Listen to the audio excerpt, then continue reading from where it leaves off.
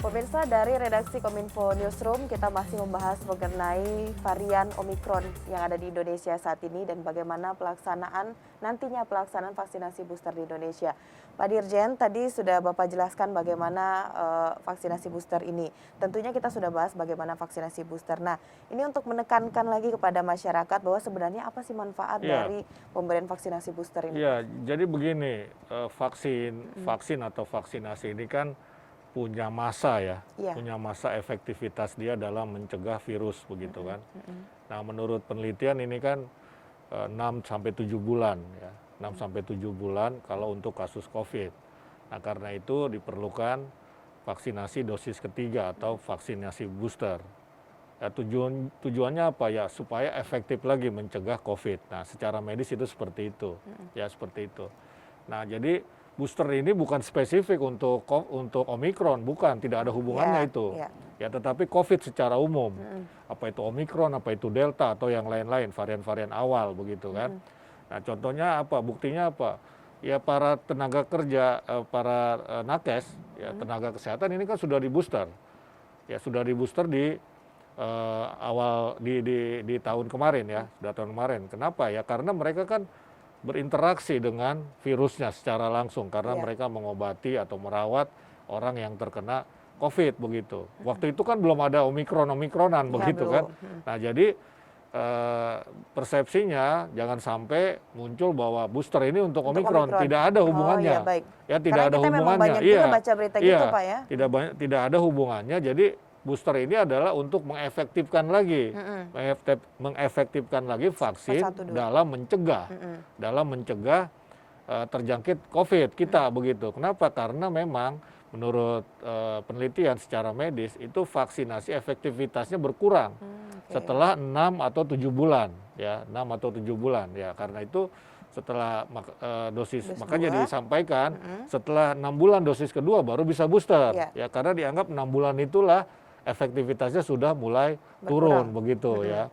Nah, ada persepsi juga yang saya kira perlu diluruskan ya, bahwa sekali lagi itu kan yang namanya vaksin booster ini kan vaksin ketiga setelah yang kedua beres. Nah, karena itu pemerintah tetap akan membereskan, menyelesaikan vaksin dosis kedua begitu loh. Jadi nggak bisa dong dia langsung ketiga begitu kan. Bagaimana dengan ketersediaan vaksin? Oh, sudah kita siapkan. Ya, kita sudah punya 400 juta dosis lebih ya dihitung dari pertama yang sudah kita datangkan.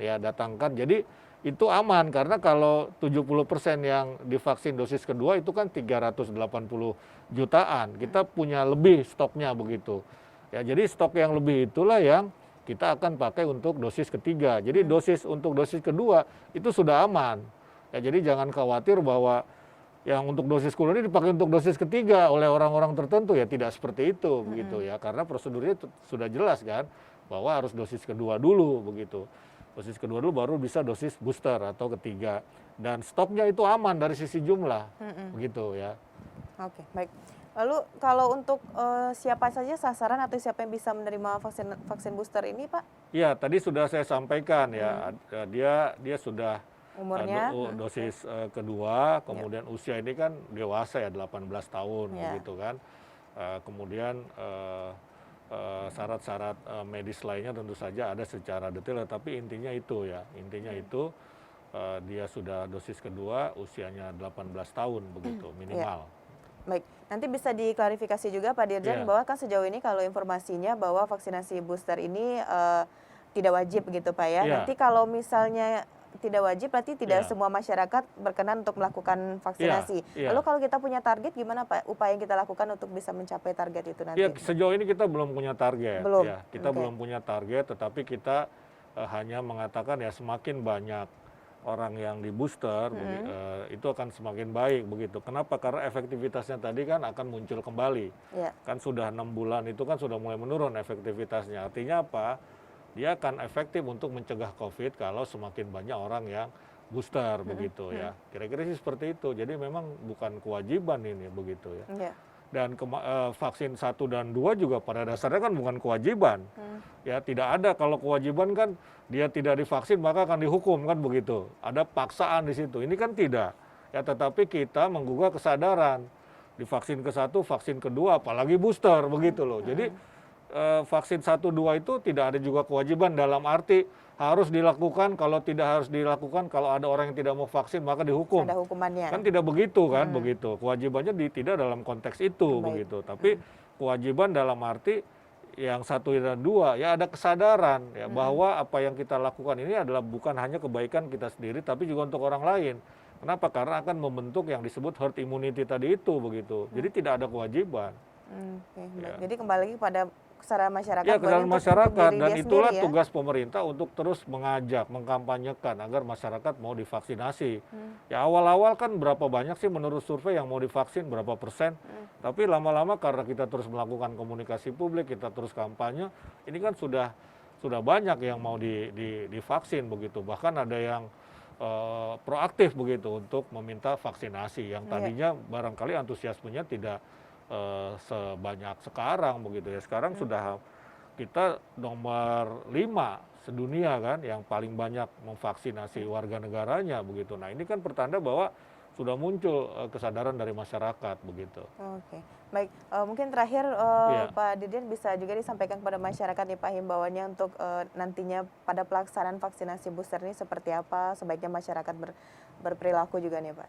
Ya, jadi nomor 1 terkait dengan vaksinasi booster kita tentu saja mengimbau masyarakat untuk berpartisipasi ya, apalagi mereka yang mendapat fasilitas gratis ya, ini saya kira memanfaatkan fasilitas itu. Sementara yang tidak mendapatkan fasilitas gratis ya kita juga tetap mengimbau mereka untuk ikut serta dalam program vaksinasi booster ini. Yang kedua saya kira ini yang lebih penting begitu ya, tetap jaga prokes ya dan vaksinasi karena hanya 2 kombinasi inilah yang akan mencegah melonjaknya kasus COVID di Indonesia, apakah itu Omikron, apakah itu Delta, atau jenis-jenis virus lainnya. Saya kira itu yang perlu dilakukan oleh masyarakat. Oke, baik. Terima kasih Pak Dirjen telah memberikan edukasi pada masyarakat tentang pentingnya vaksinasi dan juga bagaimana bahaya dari COVID-19 tentunya, salah satunya varian Omikron saat ini. Baik, terima kasih Pak Dirjen.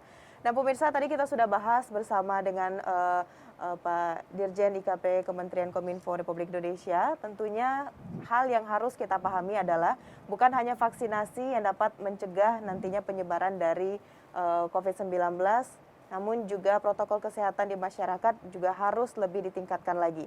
Pemerintah telah melakukan berbagai cara, diantaranya adalah melalui sosialisasi yang diberikan kepada masyarakat. Dalam hal ini Kementerian Komunikasi dan Informatika Republik Indonesia melakukan sosialisasi dengan berbagai hal dan juga berbagai inovasi-inovasi baru. Selain itu, pemerintah di lapangan juga telah mengeluarkan kebijakan-kebijakan agar kasus pandemi COVID-19 ini, varian Omikron, tidak kembali atau tidak selalu meningkat di awal tahun 2021 ini. Sekali lagi bagi kita, mari kita lakukan vaksinasi COVID-19 dan juga tetap patuhi protokol kesehatan.